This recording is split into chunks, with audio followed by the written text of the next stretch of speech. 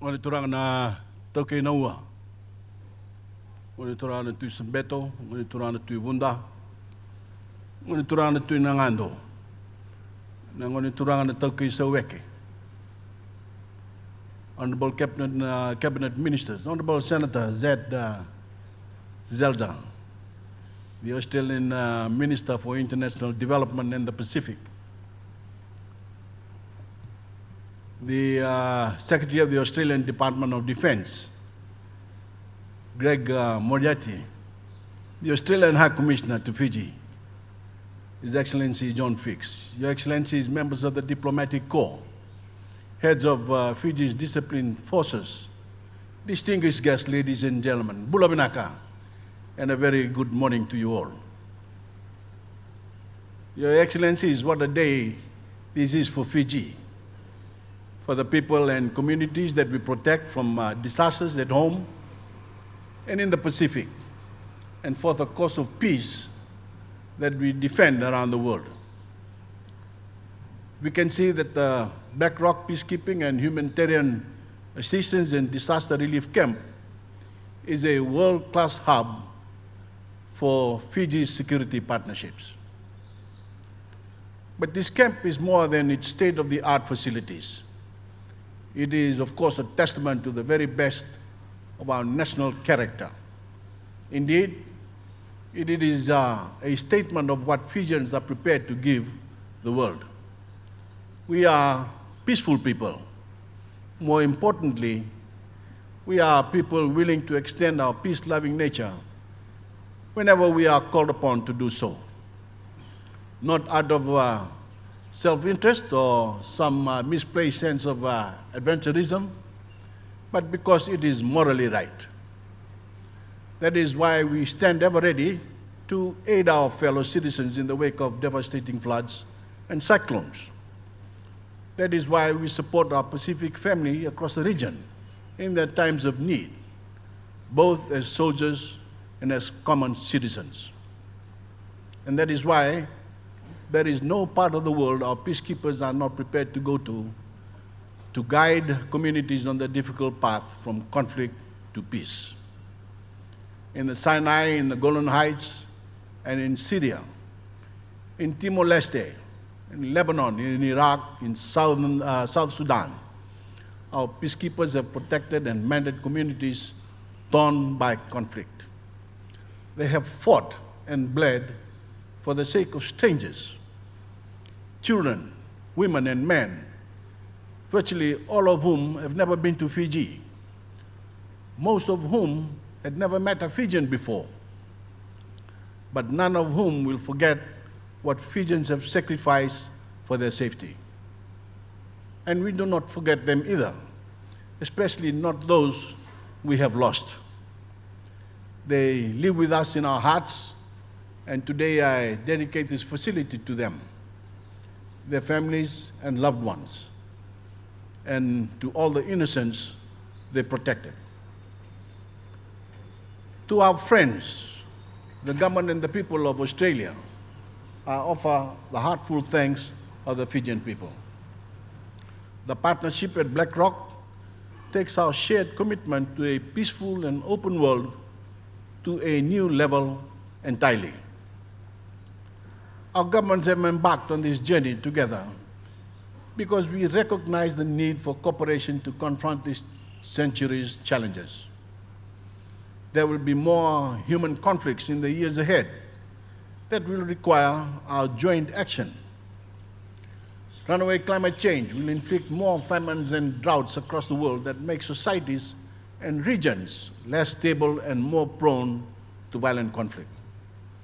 Through the training they receive at this world-class facility, our brave women and men will be ready to address these rapidly evolving threats to security. Where peacekeeping operations are required, we will go. And we will go better prepared than ever before to contend with the complexity of cyber warfare, the ferocity of traditional conflict, and the worsening wrath of nature. We will ensure that our forces are professionally equipped to identify and address the extreme vulnerabilities that women and men and children face across all these theaters of conflict.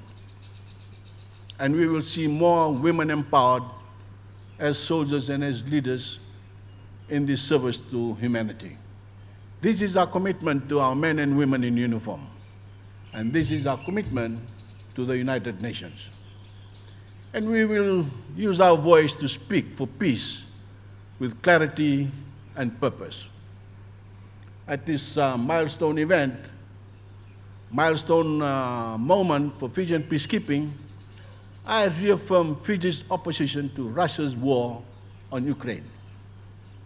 The Pacific was united in the condemning the invasion at the floor of the UN General Assembly. We remain absolute in our call to end the conflict and a return to diplomacy.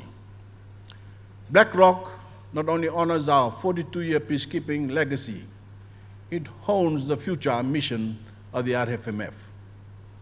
Most of all, it will ensure that our troops are equipped and trained to respond to the multifaceted threats produced by the most alarming war we have ever faced, the climate war that is at our shores and that will only intensify in this century. I do not need to remind a single soldier here that we face this relentless war in our communities and at our shorelines every day. It is being fought in Boa, in Kandavu, in Watulele, and in Ngau. It is being fought in Lemi, in Nandi, in Ba, and Lotoka. It is being fought in every home, in every community, at every meter of shoreline in Fiji and the Pacific. And no force in the world has contended with more of these climate disasters than the RFMF. 14 cyclones have struck Fiji since 2016. More than 40 of our communities are at risk of being erased by the rising seas.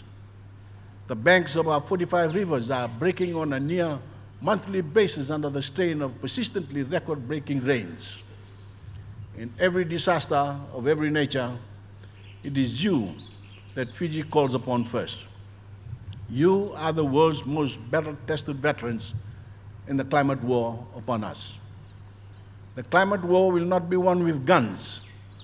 They will not be won with guns and ammo and artillery. They will be won with seawalls, resilient infrastructure, and cutting-edge technology.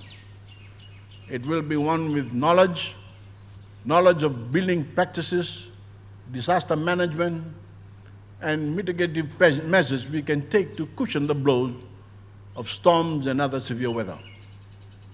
It will be won through facilities such as Blackrock, where we will elevate training, preparedness, and response capabilities for both traditional conflict and humanitarian disasters to a world-leading level. The RFMF's engineering corps have built homes, schools, medical facilities, and other infrastructure. There is more it can do, and indeed must do. Your force is reconfiguring its capacity around engineering and humanitarian and disaster response skill sets to make it the premier climate response force in the world. From this operational hub, and with the training this camp provides, your troops will belong in every disaster-related deployment in the region. Whether they are superstorms in Vanuatu, bushfires or floods in Australia, volcanic eruptions in Tonga, or social upheavals in Solomon Islands and Bougainville, you are who the Pacific calls upon. You are called upon because no matter how trying the circumstances, our neighbors know that you will not fail them. They trust you will stay with them through to the other side. Through the partnerships that define this project, you will work intimately with our Australian counterparts and with other partners on a day-to-day basis. We will enlist expertise from our development partners, with New Zealand and the US especially, as opportunities arise. We look forward to building broader partnerships, including among Pacific Island countries. At this facility, we hope to train security forces from our region, from Tonga to Solomon Islands included, to join us in building and expanding capabilities.